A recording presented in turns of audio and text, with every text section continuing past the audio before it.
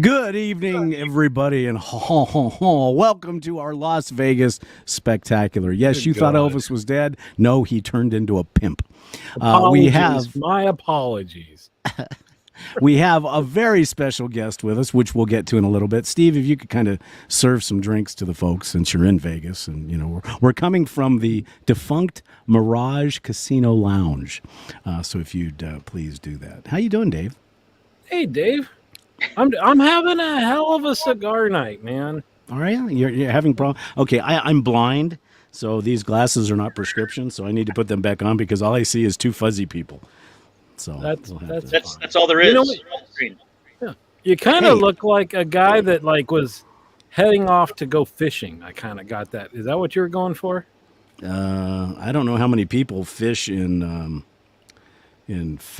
purple felt hats with and Elvis. It reminds me of a picture of my grandfather when he was fishing.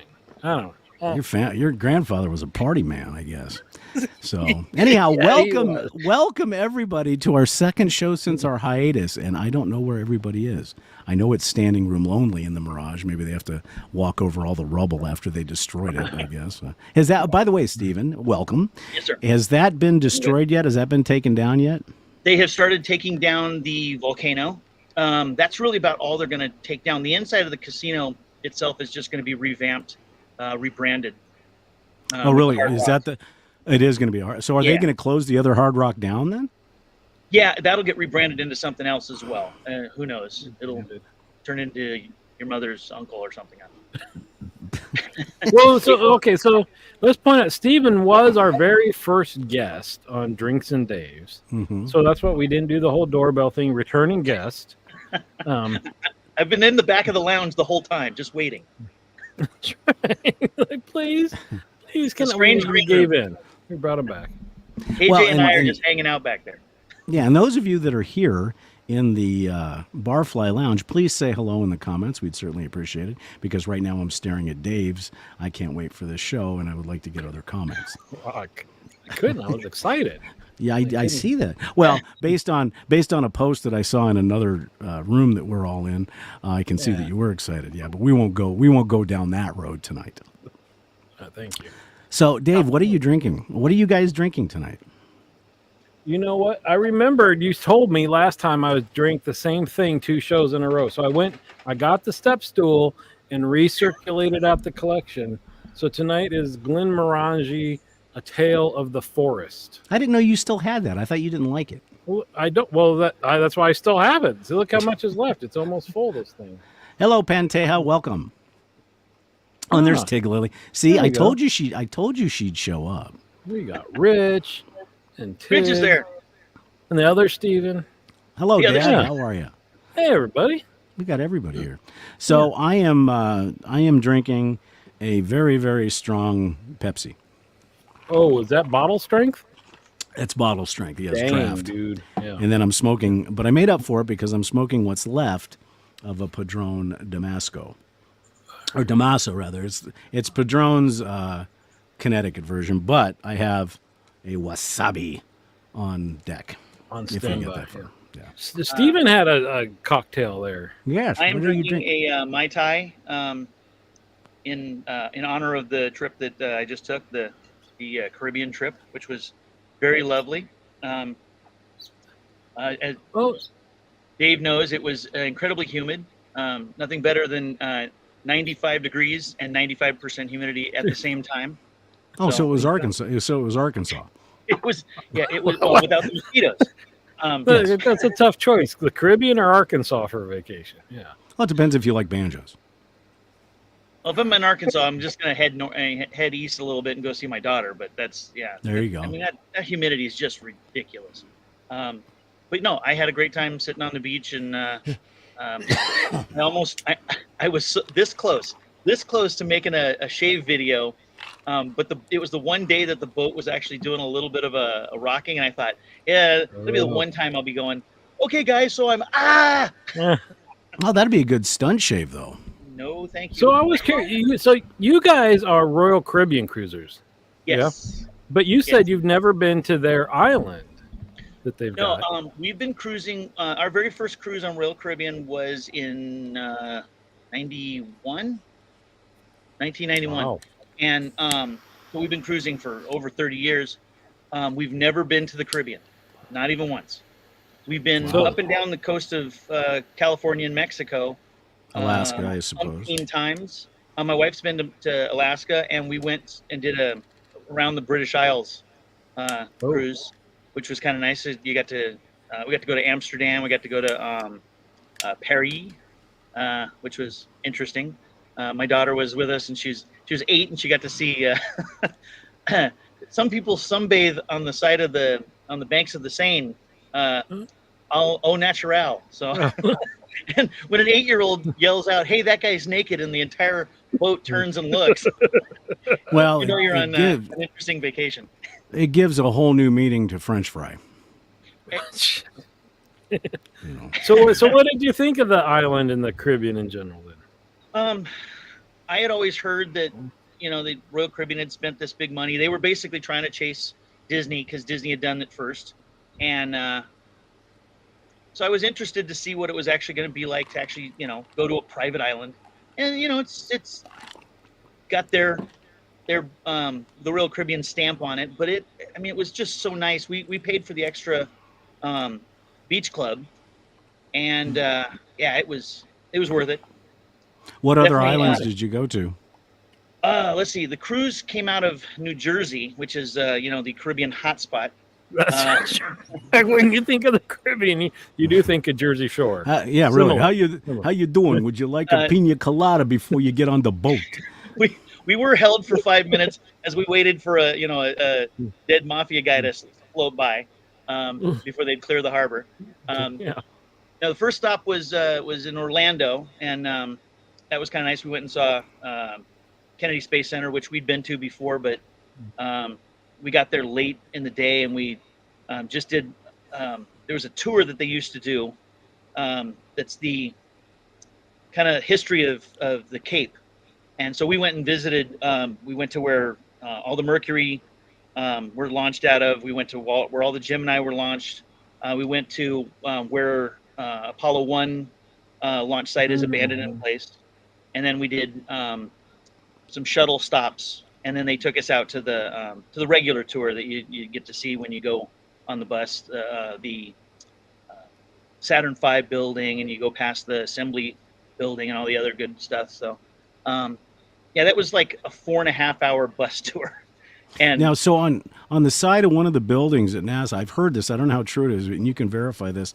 That it says on the back side, you really can't see it, and it's kind of done in very nice lettering. It says, "Elon, don't ask." Something about getting those astronauts down from the space station. I don't think I saw that one. The Jeff Bezos building is blocking it out because it's. Yeah, and I'd imagine what the shape of that building is too, but we won't go down that road either. It does say "ego" in really big letters on the side of the building. So we got to do that. And, it was kind of neat. We got to do the other half of all the stuff we didn't do, which was mostly the museums and stuff, and do the shuttle launch experience, which is kind of cool. It's a motion simulator that the astronauts all say is pretty close to what it's like to be on the shuttle. It's interesting as you go to launch, you hear everybody's change slide to the bottom of the machine. Like, okay, there went everybody's pocket change. Well, how do you think the Cape funds everything now? Exactly. It sounded like it was at least $1.50. But yeah, so from there we went down to Nassau. I'd never been there either. And everybody had said, "Oh, you don't want to go to Nassau. Stay on the ship." We got off the ship. We walked around a little bit. That was where it was, 95 and 95. So just standing still, you just started to just sweat.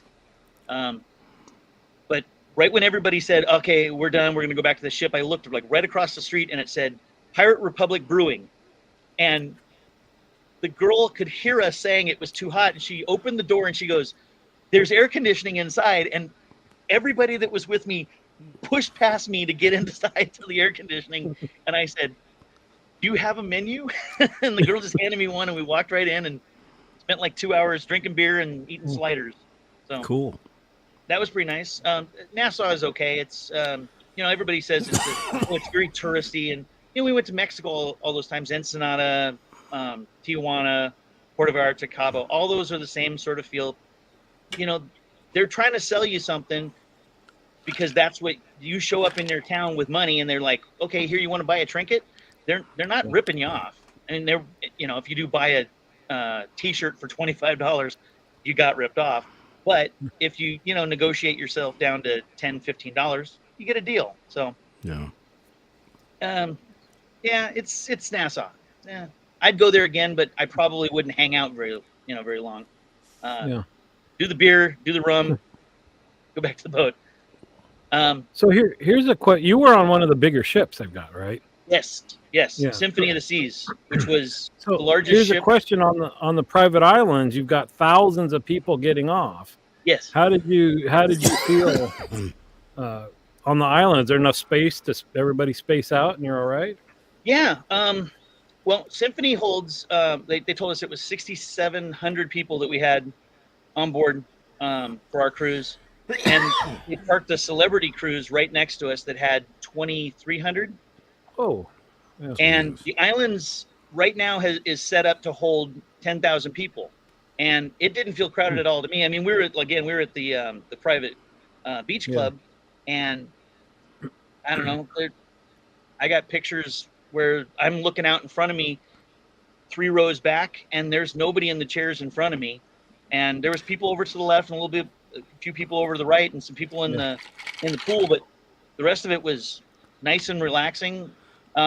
It looked busy when we were going back on the ship. But. Well, Celebrity's owned by Royal Caribbean, aren't they? Yes. Yeah, they're not parent company. They're an affiliate or whatever. So. Yeah, because that's the cruise line that we cruise on mostly was Celebrity.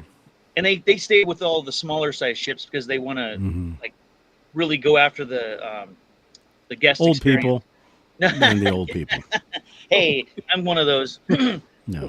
Well, that sounds like so. After Nassau, did you head down deeper into the Caribbean? No, from after Nassau, we went to the private island Coco Key, and then they spent 2 days coming back up to New Jersey. Cool. Sounds like a lot of fun. Yeah, it was worth it. We had a great time. I think if we do the Caribbean again, we'll do the leave Miami, go straight over to Coco Key, come back, do one of those either short ones or. They've got a couple where they like go to Nassau, then Coco Key, then come back. But that'd be cool. Kind of a fun little weekend trip. So we should say why you're on the show today, because you live in Las Vegas.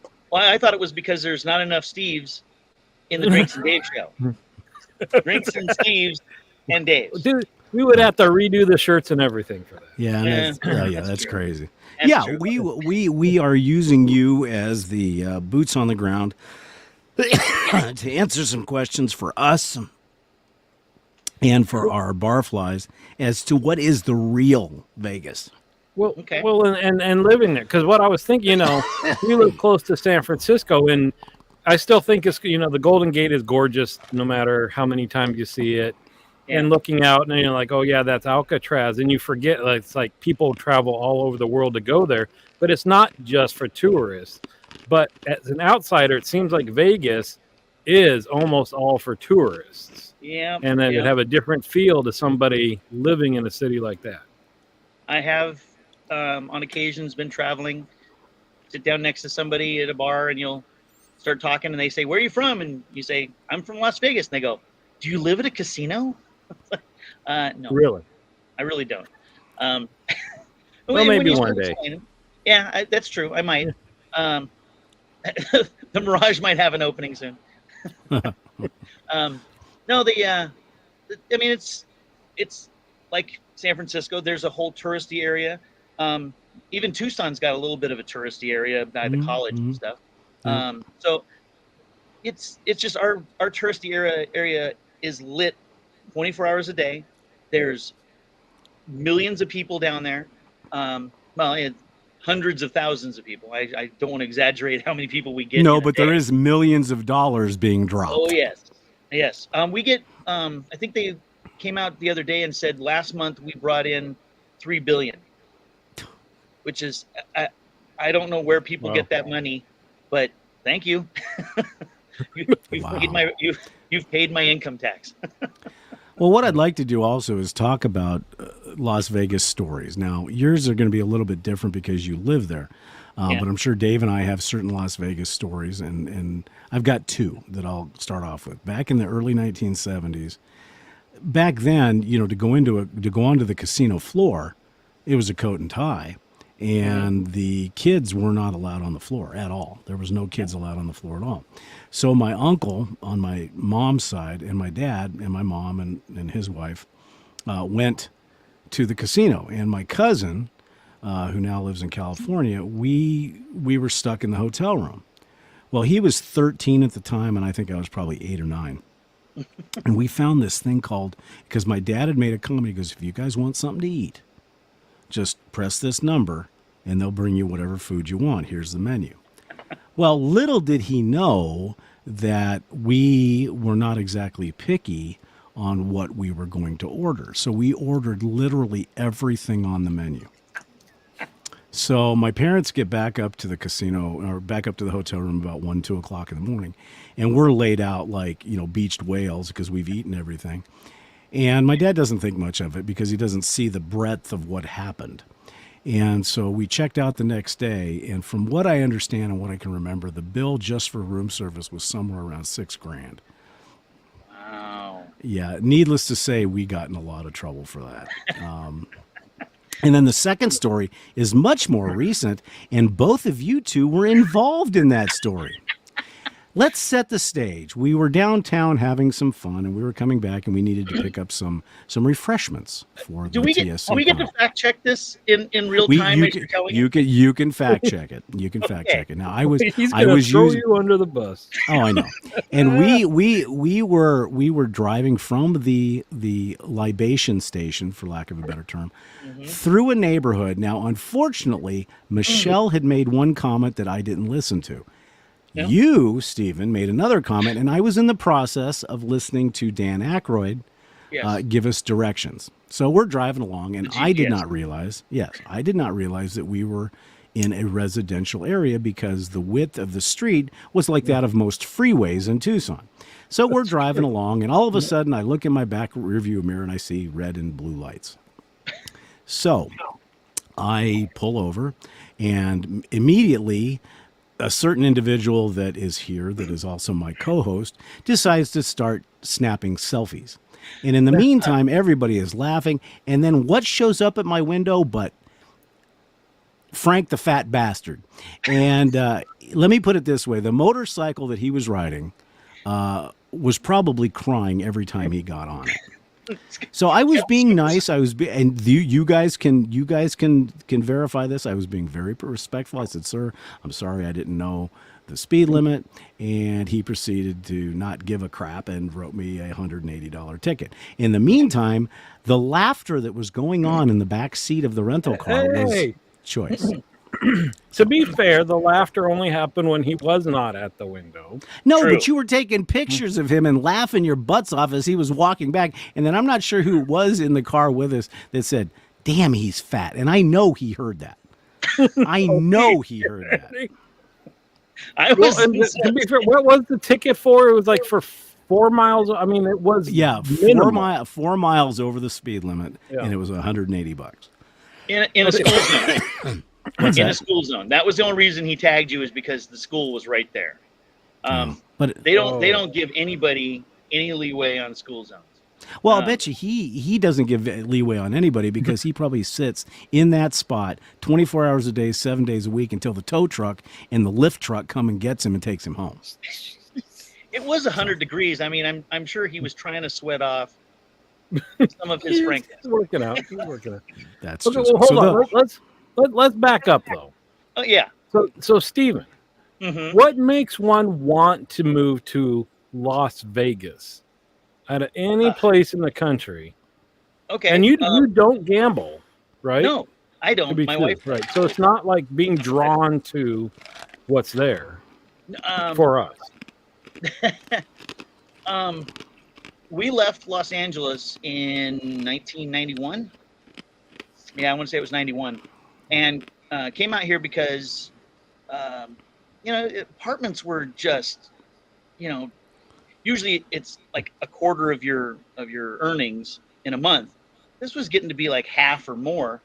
We were never going to be able to afford a house, so we thought we'd come out here and see if we could find a place and eventually buy a house and work our way up from there. And it helped that she had family here.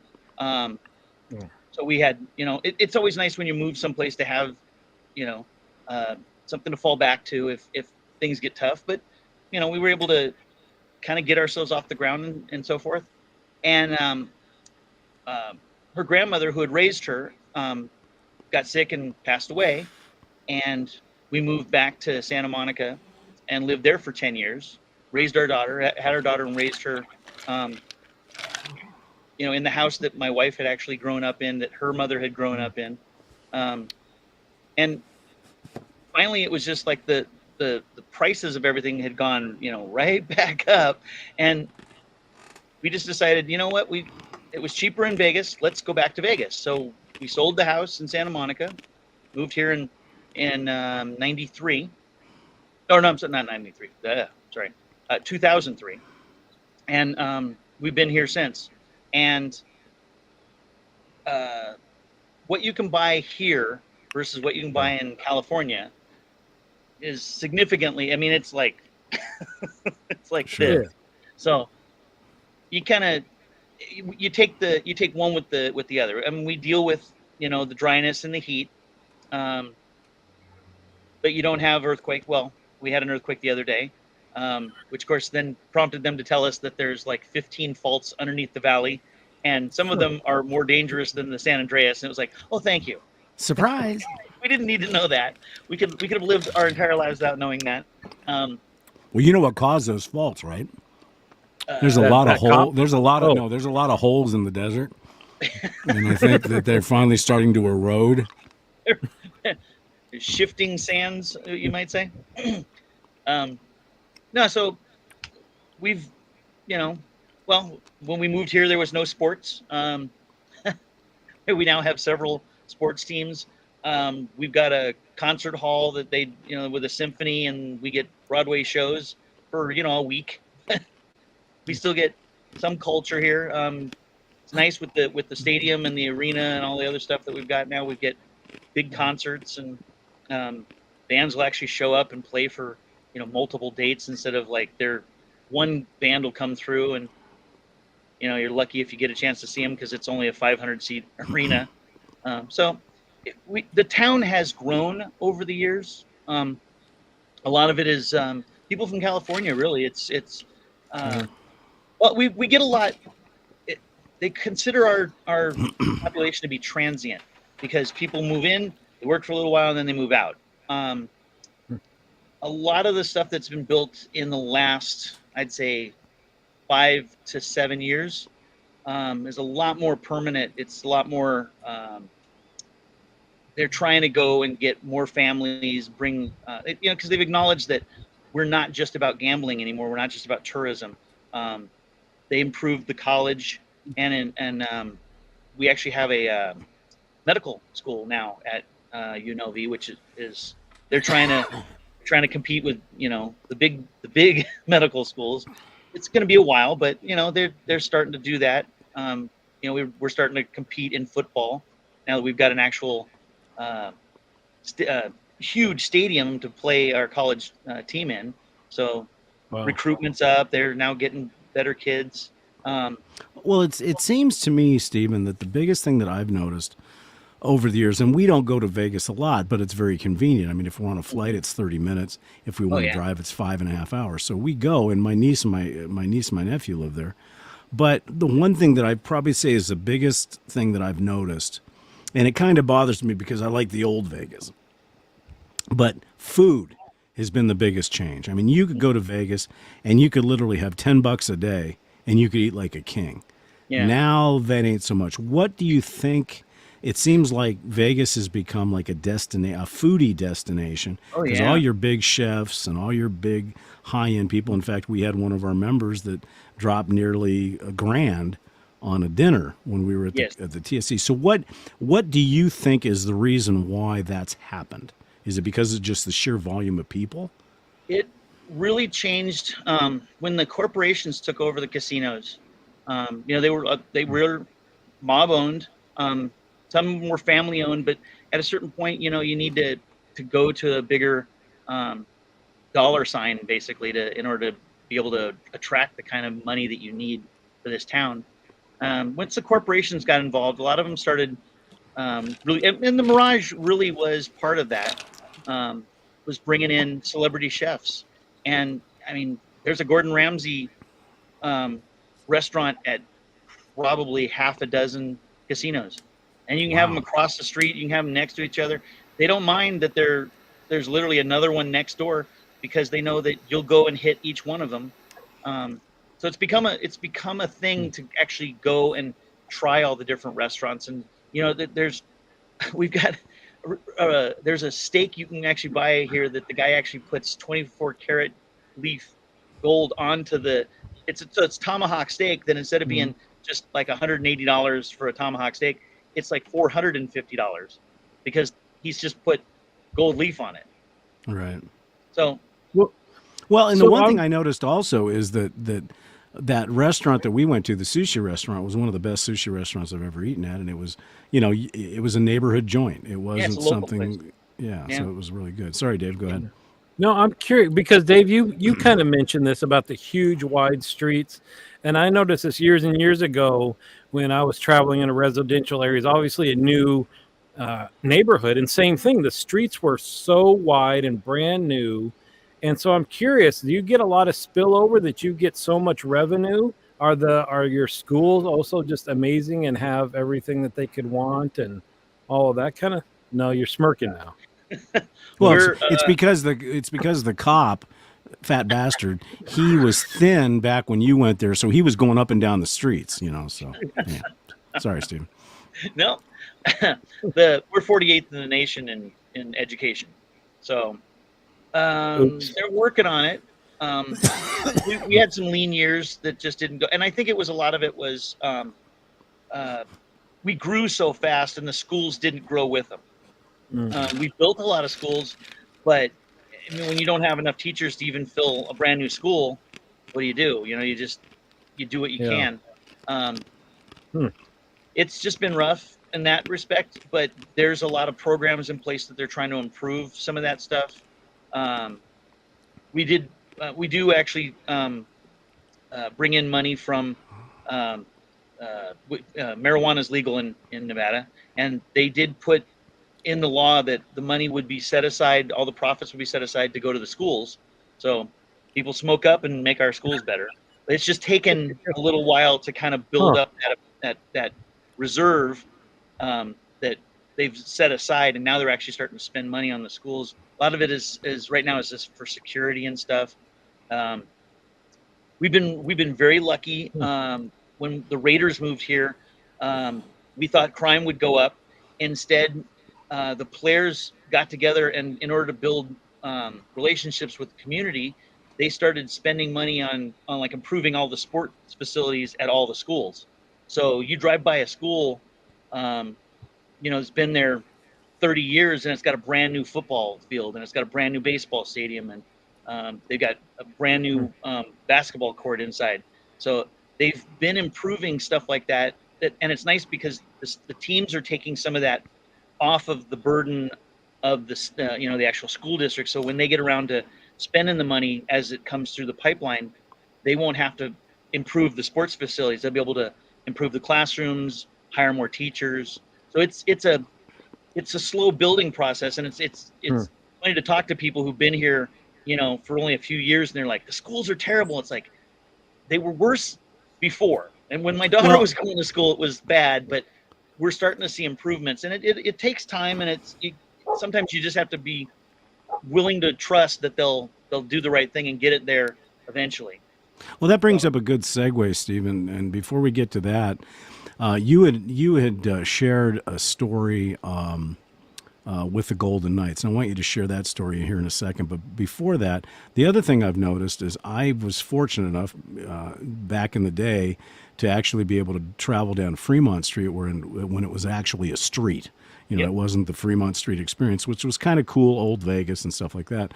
But the one thing that I've noticed about Vegas since the last time we were here, and that may be the advent of F1, the advent of the Sphere, the advent of the high-end thing, the Strip itself, I remember you could be walking down the Strip and you were mobbed by the guys with the little cards, you know, talking about all the pornography and stuff like that.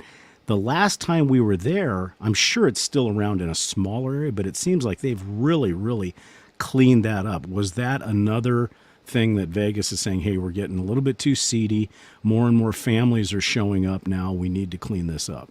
Yeah, definitely. That has taken, again, a number of years. When we first moved here, it was the same thing. Friends would come into town and you'd say, just stick with me and just keep walking. Don't let them stop you, because they flick the cards at you and stuff.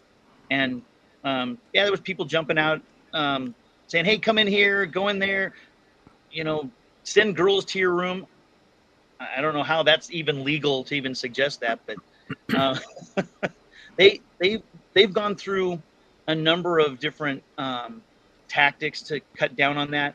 Our current governor was the sheriff during the October 1 shooting, and he was one of the guys that actually said, look, we're not going to continue to bring people in and make money, even if the family issue, you know, people stop bringing their families, people are at a certain point are going to decide, this is too seedy, I'm not going here.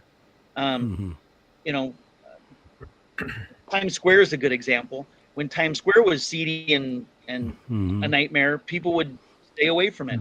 Then they cleaned it all up, and it's now someplace that you can go to and you can actually enjoy.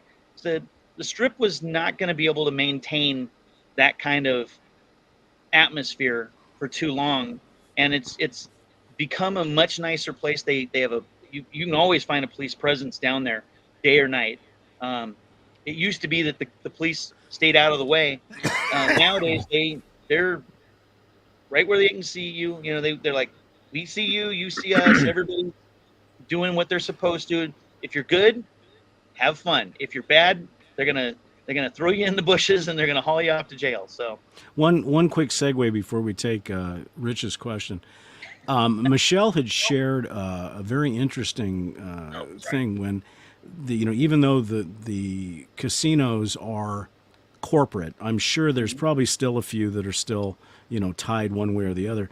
But she had also indicated that when something happens, which probably caused some of the problem that happened in October, that shooting, is that the casinos flat out don't let the police in the casinos if something happens.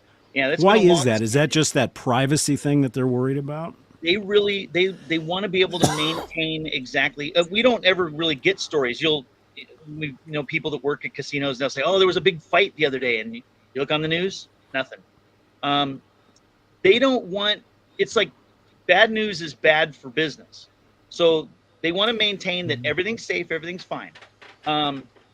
Security at the casinos usually handles business pretty quickly. I always make sure to tell people that come to visit, have a good time, do all the fun things, what happens in Vegas stays in Vegas. But if you do the wrong thing, somebody's going to put their hand on your shoulder. And your best bet is to say, yes, sir, I'm sorry, I will calm down. If you argue with them and give them a bunch of attitude, you're going to find yourself moving towards the door without even thinking about it. You're going to be lucky if you feel the ground underneath your feet as you go that direction. And when you land on the sidewalk, there's going to be 2 Metro officers ready to pick you up off your, off the ground and go, "Oh, we see you're trespassing," and then they haul you away to jail. And then if you do something on the gaming tables, you end up with your hand like this. We haven't heard anything like that in a number of years. I'd be willing to bet it does happen because Stephen, we've seen the casino documentary, so it's out there. Rich had a question, and I think I know the answer to this. Is White Castle still there?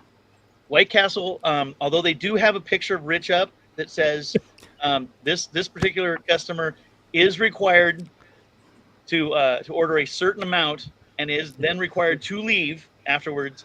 No, it is still there. It is very much there.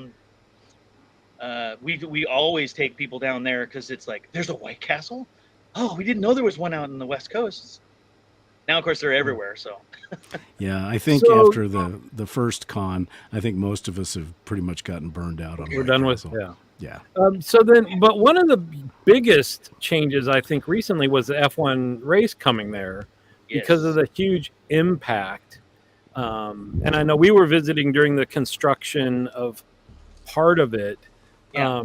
So I'm assuming there's sometimes a point where all the locals are just like, enough is enough, but you can't do anything to stop what the government's decided to do. Well, the state flower here is the traffic cone. It blooms all year. It's I'm not sure if we've ever not had chunks of road in this town not torn up.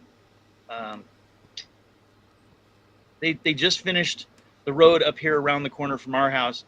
I'm sure they're planning on moving it just the other direction because I stopped going that way. I started going that way. So I'm sure the plan is to move it over to this direction, so I have to go that way now. It usually feels like the construction guys follow you around, and if you take a different route, they move it to that street, and that's where you're going to have to deal with it. The construction for the F1 was probably the biggest nightmare that this city has had in a very long time. And they completely, that entire track is like over a mile. I think it's closer to 2. I'd have to look it up. I'm probably wrong. They did that entire, they stripped it down to a certain level, put in like a hard surface, and then they put what they consider their grade of pavement on top. And they did it in less than a year. If they were to have torn up, I don't know, just even like one stretch of Las Vegas Boulevard in front of one of the casinos by the county doing it, it would probably be a 4-year, 5-year deal. It would just take forever to do. Wow. Because that still is a main thoroughfare. Yes. It's really kind of, when you think about it, it's crazy that they decided one of the stretches of the F1 racetrack goes from what is that? The Sahara? Goes all the way down in front of all of those casinos. Dave, we need to get a guy that lives here on the show that can answer these questions. Yeah, my map is no, violent. But it's funny that brings up a really good point, is because we'll ask my niece questions about Vegas, and they're like, we don't go down there. We've got everything we need in Henderson or wherever they live. We don't need to go down there. The only time we go down there is when some yak muffin tourist or relative wants to say, hey, can we go to the Strip? When one of you two guys call me up and go, hey, I'm in town, I go, and then I go, this is gonna be fun. It's amazing what money can do, because like 20 years, I think, and you obviously know a lot more than I do, but it seemed like the heyday of new casino hotels popping up all the time, and they could have those things up in a year. Mm-hmm. And then you see all these other construction things that, you're just saying, just a street can take years, or you want, a school to be revamped, and that can take a long time. But the casino, boom. Well, really, when you think about it from a marketing standpoint, it's genius, because every time you go to Vegas, there's something brand new that you hadn't seen before. And that keeps it fresh, because you're like, okay, let's go to Vegas next month because something's going to be new. Now, I can see where some people the fact that the volcano is going to be gone, the fact that the pirate ship show is gone, and I heard stories about that water there and stuff like that. So it's amazing. But one thing I want to touch on before we get to food, because we always get to food, the Golden Knights, your hockey team, you shared a story with both of us that was actually amazing. Tell us what the Golden Knights have done for Vegas and the people of Vegas, and you can encapsulate it however you want. Wow. Well, the season started. The very first season started. We were out of town. I think they played Phoenix. Um, I think the next night was the shooting, the October 1 shooting. I basically was shooting from a high position at Mandalay Bay, and he was shooting down into a concert venue that it was a country music festival. It was it's called Route 91. There was thousands of people down there all enjoying the music. It was the end of the weekend. It was the last show of the concert, and he just randomly started shooting at people, and that was tragic that we lost 57 people. I think we've lost one more since. There's actually 58 victims of the shooting. The team got on the team. All the guys got on the team plane, flew back here, and went straight to the hospitals and started signing autographs. And they showed them that they were all donating blood. You get these 25, 26-year-old guys that are in top physical condition, and they're like, "What can we do? How can we help?" And they said, "Well, there's some people that got injured. Go talk to them." And they'd go sign autographs. They started donating time and money. They had to fly off to a different city to play the second game of the season, because it was actually our home opener was the third game of the season. And so for the home opener, which they'd done this whole elaborate thing they were going to have. And I don't know if anybody's watched a Golden Knights game. We always have like a big there's a knight that comes out and he battles a dragon, he battles another guy, and it's very elaborate. We were all about the show. But they decided to scrap that night. Everything that they had planned, they scrapped it completely. It was really pretty simple. They had each one of the players, they introduced the player, and they would come out with a first responder, and they stood in line with the first responders, completely covered one half of the ice with players and first responders. And then one of the players who was one of the first guys that they actually spent the money to get him as a player for the team, because he had lived here and had actually been part of the minor league team that was down here, was now an NHL player. Him and his wife were the ones that actually would meet all of the different players as they came into town, and his wife would take the new player's wife off to show them where the school was and where the where the grocery stores were and where the markets were, and all. So they kind of would give them a little bit of a tour of the city and welcome them. And then the player would take the new player over to the facility, and they'd get them all set up and stuff. So they were kind of like the welcoming committee. So he actually came out to center ice and gave a speech that I always do, right before the season starts. I pull it up on YouTube and I watch it, and I catch a little spot, right? It's like, okay, gonna need a minute. There's a little dust in my eye. Sure. He really encapsulated it, and it became the slogan for that season, that we were Vegas strong.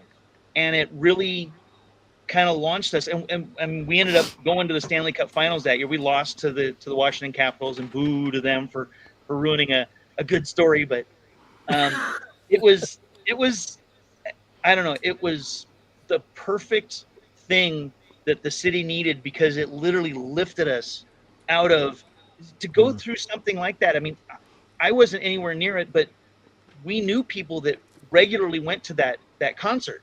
My daughter, in fact, normally would have gone to that concert. They decided, we've been the last 3 years, we're not going to go this time. Wow. I was on the phone the minute that they said there's a shooting at Route 91. I was on the phone trying to get a hold of her, and she didn't answer right away. And I mean, it was panic for 5 minutes. Well, and when she answered, we're like, you mentioned that, and what amazing is, and I'm going to use 9/11 as just an example, but you've got four professional teams in the New York area, and you didn't hear about that. So to me, that just raises the level, and now I understand a lot more why you guys are so rabid as far as fans for the Golden Knights, because they've actually, instead of being like a lot of sports teams, they'll go to a community, they'll literally suck all the money out of them Yeah. and do a couple things here and there for charity. But you guys, yeah. You guys, I mean, it's pretty impressive. I mean, it really is. I mean, I became a Golden Knights fan, because of that. Well, and the fact that Chad won't shut up, but that's a whole other story. But it's just amazing. Losing him to the Yetis or whatever the hell they're called. Let's not go down that road. Yeah. I'm not sure what he's going to end up with. No, the team. It was a combination of. The team was brand new. The city wasn't really a hockey city. We got a chance to actually talk to the two guys that do the play-by-play and the color commentary. Really, really nice guys. Both of them went well. The color guy is a former NHL player. The play-by-play guy came from Pittsburgh, I think, and was offered the chance out of the blue, and I'm sorry, I'm being told Boston. He's from Boston. They were offered the chance to do this. They said, yeah, this is our chance to kind of like start a whole fresh new thing and to be the guys who teach an entire city and community what hockey's all about.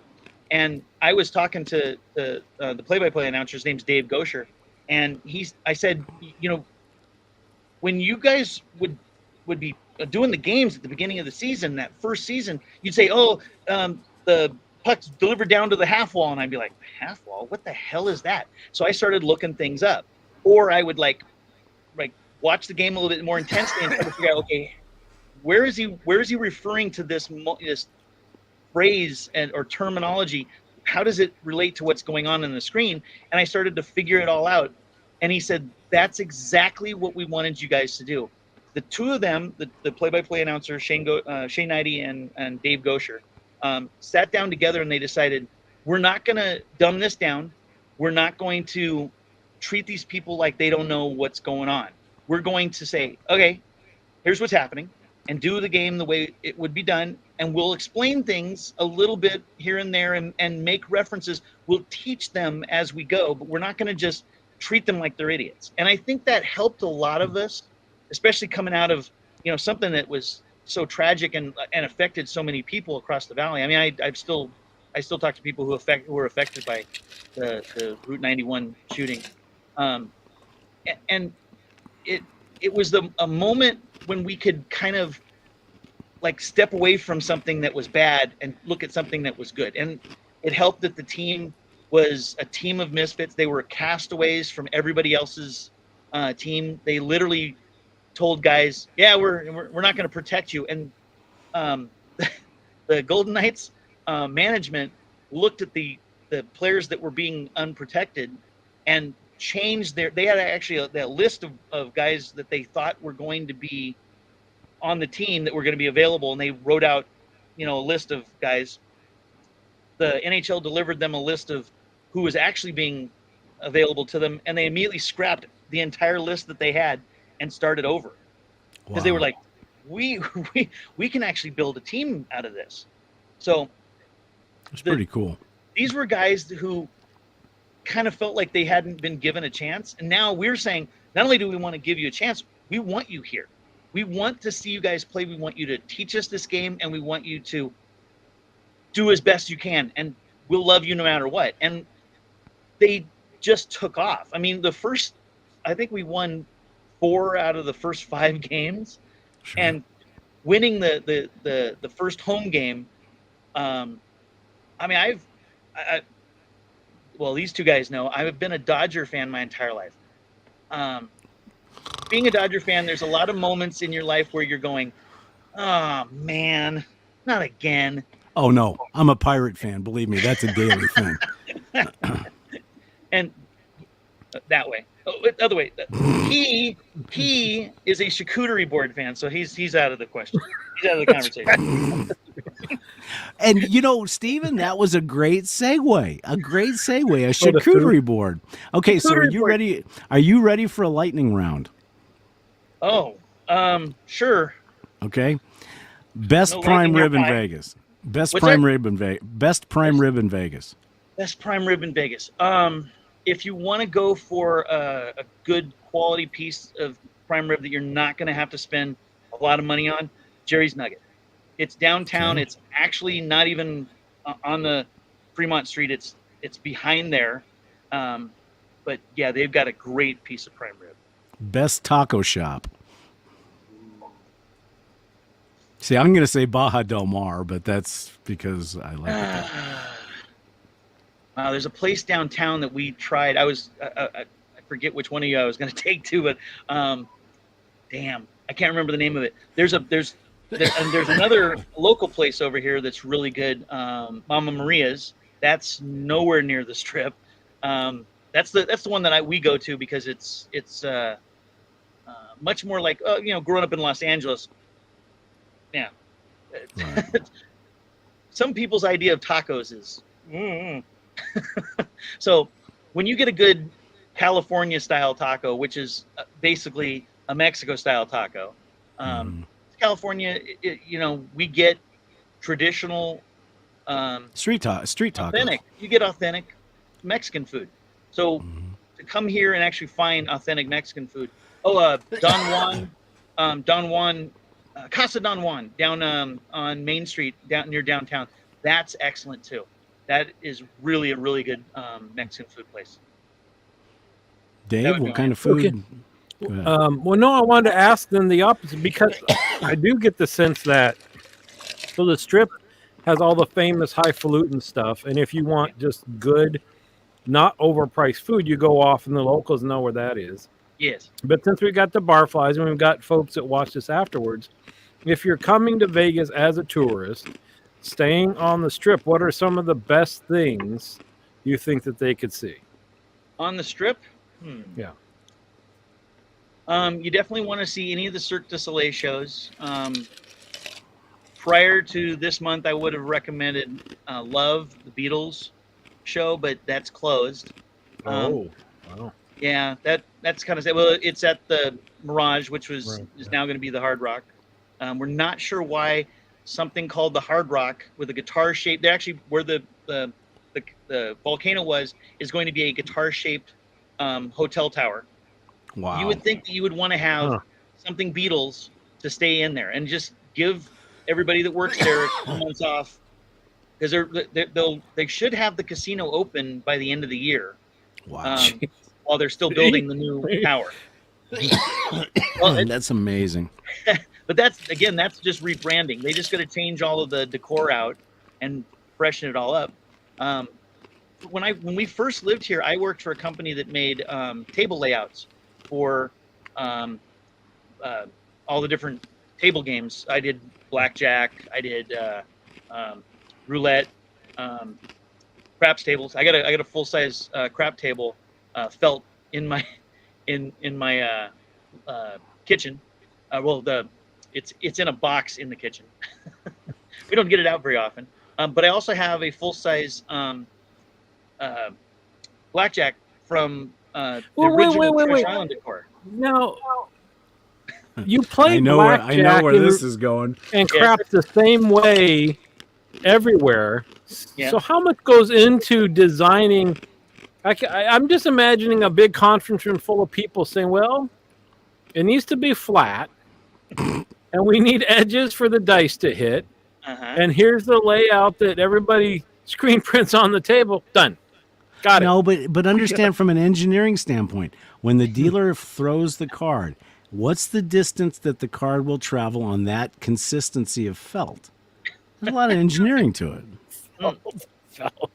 You get the green felt, Dave. Everybody's got the green. Well, that's not true now. They got I don't like the blue felt. Can I tell you that? That does not I look agree. right. The blue felts are awful. They're red, green. I've even seen black and they're okay, but blue is terrible. It's blue. And what other blue that is just Dodger blue. Anyhow, go ahead. So it's Dodger blue. Pantone 394. You can love it. You're allowed to. So is there any? This was a legitimate question. I'll answer this. So Rich was saying, you said that the charcuterie. I will admit, I'm very fair weather fan. So we were called Giants fans when they were hot. They kind of stopped being hot. We stopped going, and that's if they're hot again, we'll go again. But Well, you can stay home the rest of the season. They're not hot at the moment. Uh-oh. Okay, Stephen. Here's another question for you. If there's one thing, if you were to tell somebody who had never been to Vegas, if there's one thing, one place that they need to visit, and one type of food or one restaurant that they absolutely cannot miss, what would you say? Wow. Hey, this wasn't going to be. Wait. Before he answers, Dave, what would your answer be? Yeah. See, that's not fair because to me, I could have stayed the entire 5 days sitting in the sushi bar that they took me to. Okay, well, but it's got to be. It's got to be downtown or on the Strip where most people would be staying. Okay, now you're talking about just to go to and check out? Well, you asked a question. Well, to me, it would be the Forum shops underneath Right. Caesar because the washes. As far as food, it's the sushi place. I'm sorry. I mean, it's worth the drive. Sushi Twister. Sushi Twister on Boulder Highway for those that want to know where he's right. Now, how about you, Dave? I would say you got to see the Bellagio, the fountains. I could just sit there every time we go. I got to see the fountains going. Yeah. And their entryway, and then that whatever the thing that they area? changed the flowers. Yeah, the conservatory. Yeah. I mean, it's just amazing. And for food, I'd have to say the Bacchanal buffet. That thing has 5 different rooms, and it's just, and the food is good, right? And there's a dollar sign for every one of the rooms. Yeah, it's a $5. It's the most expensive buffet they have, and I don't know that there's very many buffets left in town. I mean, COVID closed a lot of them down. Yeah, so the two things I miss is that the more buffets because it's nice to compare them, and then those flippy card people, I miss those people because I used to go and collect them, and then I would take one of each one I collect. One of each one that I collected, so they're all different, and I would print a wrapper for them saying Las Vegas trading cards and give it to my sister for Christmas, and I can't do that anymore. Wow, really? Yeah, a little collectible. I hope she still has them. They're collectible now. They don't do them. But anyway, what's your answer, Stephen? There's a restaurant here in town, Bob Taylor's Ranch House. That is that's an anniversary spot. We usually go there. You're getting the eye roll. I think that was earned. It was a long comedy bit for an eye roll. Cheers. Well, and one thing we haven't mentioned yet that we have to talk about, and I'm surprised nobody has brought it up yet, the Omelet House. Okay, but wait, he's answering, but also what he's answering is not downtown or on the Strip. That's not downtown or on the Strip. Wow. The Strip, there is a place in New York that we like to go and sit before we go to the Golden Knights games. Tom's Urban was what it used to be called. I think it's Tom's Corner or something. It's still the same location. It's on the corner. You can sit out. The part I really like to do is you go and you sit out on the patio, and before the game starts, they actually have it's the knight, the Golden Knight. He's actually dressed up in a suit of armor. You've got all of the showgirls with the giant fans on their heads. You've got the drum lines. There's guys with they got these goggles that are all lit up, and their drums are all lit up. There's all of the cheerleaders and stuff that go up and down the rows and stuff, and actually get the crowd involved. They march through New York. They go out onto the Strip, and then down around to the corner, and then all the way through what's called Toshiba Plaza. And if you're sitting out on that little patio at Tom's Urban, you watch the entire parade go right by you, and then you get up, go through the casino, and as you come out, the side door, they're also coming. It takes them long enough to come around that we can then come right out, watch them go by. They then go into the middle of Toshiba Plaza, and there's a little bit of a like a pep rally. You know, they talk about which team we're gonna vanquish tonight, and then they march in. They sound the horn to indicate that the doors are open, and then everybody goes in, and they go up the long escalator up to the the fortress, as it's called, and we defend the fortress for the night. So that restaurant's great. They've got some really good food in there. A lot of craft beers. I really love craft beers. Trying to think of a place down on on Fremont Street. Well, White Castle. White Castle. Well, at the Four Queens, there's a the road. What's the steakhouse that you guys went to? Yeah, that one on the second floor at the Four Queens. Yeah. There's a steakhouse in that casino in the Four Queens that is probably, I mean, you're gonna pay good money for a good steak, but you're not gonna get a bad steak. You're not even gonna get a good steak. You're gonna get a great steak. Everyone that goes there, you get great service. Every woman that's a guest of the restaurant gets a nice long stem red rose, which is always nice if you're going out for an anniversary and you forgot to bring a gift along. That you say, when we get home, I'll give you your gift, and then the waiter gives your person a nice long stem red rose. You're okay. Well, and pardon me, I can't remember the name of the hotel that we stayed in, but the hotel we stayed in for the last TSC Con, the breadth of what you could get for food, whether it be Mexican, whether it be the steakhouse that we were at, it was fantastic. Yeah. Food has really improved. I mean, you don't get a 99-cent prime rib or, even a $10 prime rib, but you're not getting, you're not paying $40 for prime rib and getting a $10 prime rib. You're getting a $40 prime rib. So, well, is the only place that still has a relatively inexpensive like steak and lobster? That's all downtown, isn't it? Downtown, Binion's, Horseshoe, stuff like that. Yeah. Binion's has every night starting at 4:00, I think. It's either 4 or 5. $9.99 prime rib. It's not a fantastic piece of prime rib, but it's prime rib. And then later in the evening, I think around 9, it's $9.99, or it might be $19.99. It's steak and lobster, and it's a sizzler size steak and the lobsters. But steak and lobster, when you've been out, and I've done it a few times. People come into town, you go down there, we play blackjack for 4.5, 5 hours, and it's like, I gotta have something to eat, and they've been bringing us free drinks while we're gambling. You need to have something to suck up the alcohol, and you go in there and you spend $10, $20 on steak and lobster, and you're ready to go for another 4 or 5 hours of blackjack. So we're coming up on into the showtime, but Dave's right. We do have to let everybody know about the Omelet House, because I'm sure there's good food all over Vegas, but I would say for sure this would be worth an Uber or whatever off the strip to go to.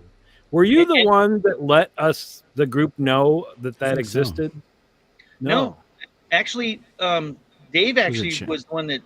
Didn't your niece took you there? I think. Yeah, that's right. Yeah. Dave, tell them about the Omelet House. The Omelet House has 147 different styles of omelets. And those omelets are every type of food you can think of stuffed into a 6-egg omelet. The nice thing about it is if you decide that you want to have a little bit of a lighter fare, you can go with a 3-egg omelet, but it's only $1 cheaper. Get the 6 eggs. And they come with these home-fried potatoes.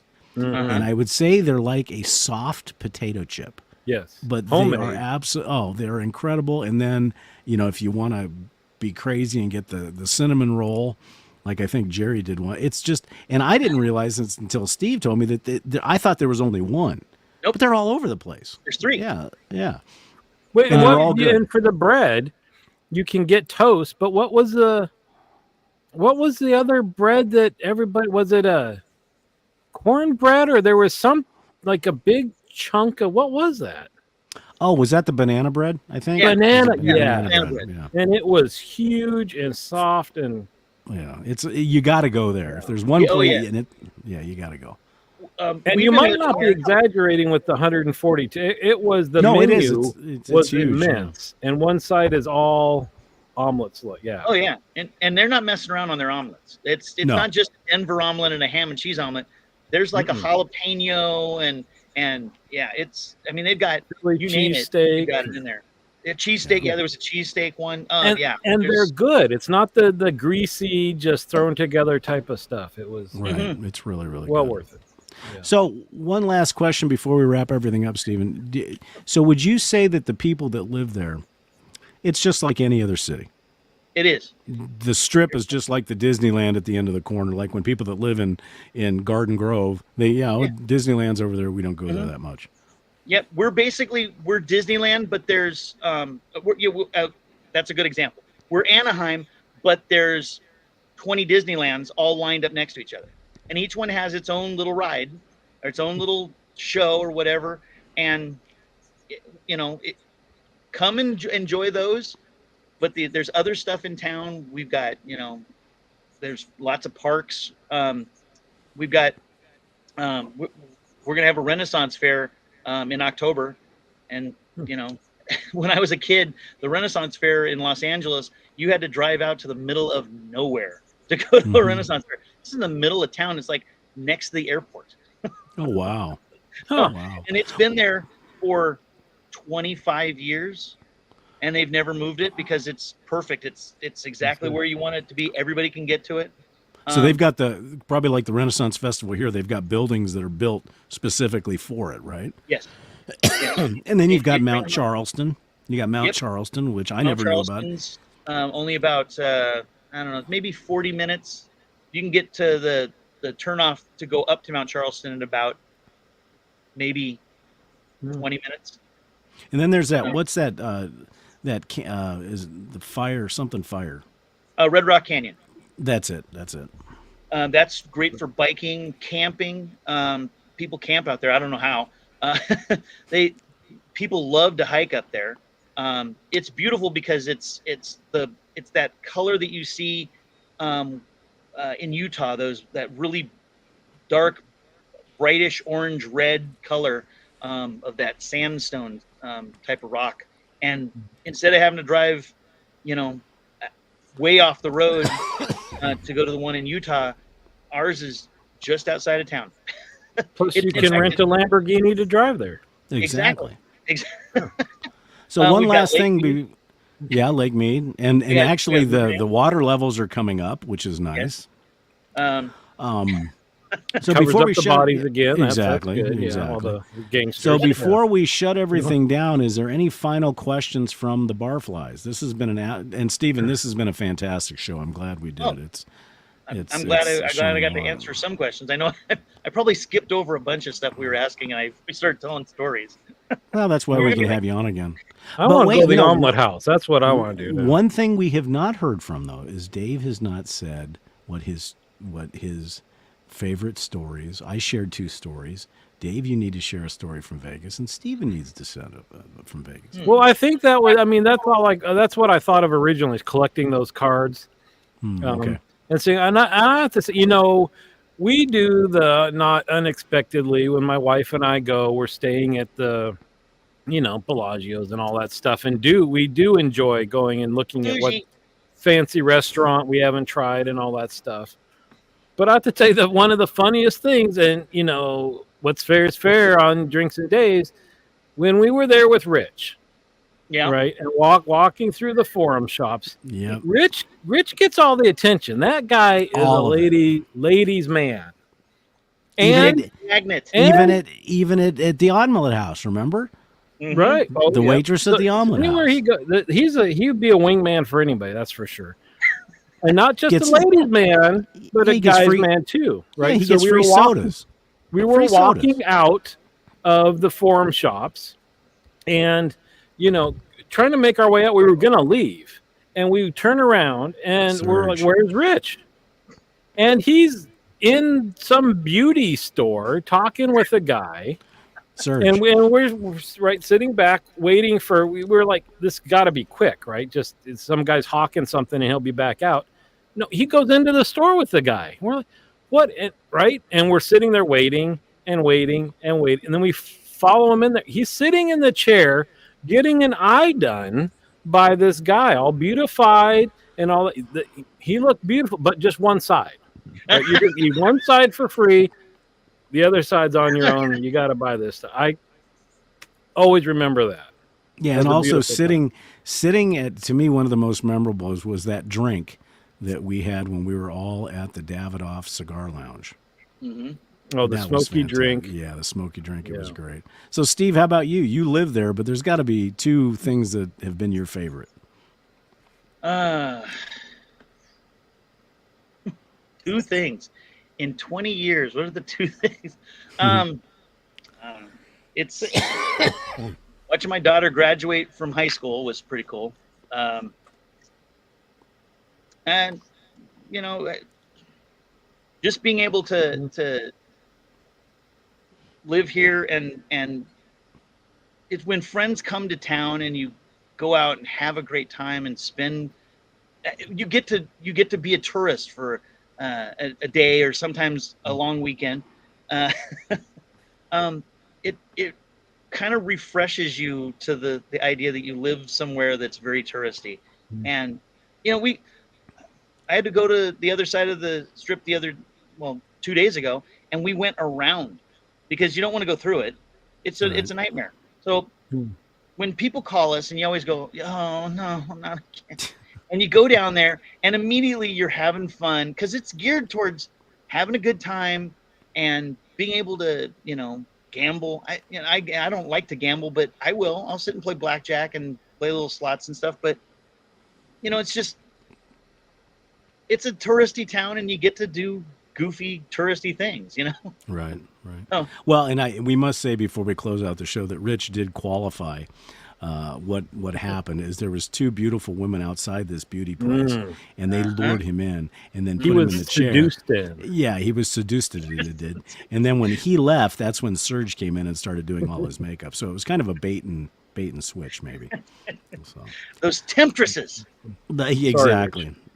Sorry, Rich, but we did clarify the truth. So, well, Stephen, I think that on behalf of Dave and myself, we really, really thank you. This has been a fun show. We hope that the Barflies enjoyed it as well. And Dave, any final thoughts? No, we just it was made very clear. Next time we go, don't call Stephen because every time somebody calls that they're there, he's just, oh my God, I got it. Not you guys. Message received, Stephen. We got it. We got it. We get the point. Two. Oh, okay. No. Well, here's what we're going to do. We're going to show up there. We're not going to tell you. We're going to go to the omelet house, and we're going to text you from the omelet house and say, oh, by the way, we're halfway through our 6-egg omelet. Would you like to join us? Sure. No, the thing he'll be there in 5 minutes. Okay. One guy stays down on the strip in the bougie area. The other guy doesn't stay down on the strip in the bougie area. Uh-oh. Bougie. No. Not so bougie. See, we're well-rounded. Rounded. Picking him up at the Bellagio ballet was very interesting because it's like the guy looked at my car like as if, what is that? it's a car. And I said, I'm just picking somebody up. He says, oh, okay. It's like, oh, I've been snubbed by the valet. So, yeah, and then where I stay, it's like, hey, how you doing? You here to pick up somebody? But anyway, everybody, thank you so much. Yeah, thank you so much for joining us, Steve. We appreciate all the ins and outs. We could probably do 3 or 4 shows on this, talking about different stuff. Almost any time. And we also want to remind everybody for show IDs, please email us. Let us know what you'd like to see in the show. That's a cue, Dave. That's a cue, Dave. That's a cue, Dave. Oh, what? Oh, I wasn't listening. Hold on. He wasn't paying attention. Yeah, because you know what's happening is right off camera, Pantea's sitting there with her arms closed going, really, collecting cards? Really? Really? That's what you've been doing? Collecting cards? DoorDash charcuteries. Yes. Yes. I'm going to go start a business there. There you Also, go. don't forget, folks, to like, subscribe, smash the notification. We're here every Tuesday night at 6 p.m. and please subscribe. Stephen, once again, thank you so much, and please thank Michelle for allowing you to come play with the boys for a little while. We certainly appreciate it. She has come by and made comments and faces off camera. That's what, well, of course. So we will see you all. We will see you all next week at 6 p.m. Say goodnight, Dave. Night, Dave. Say goodnight, Steve. Good night, Steve. All right. Have a good day, everybody. Cheers, guys.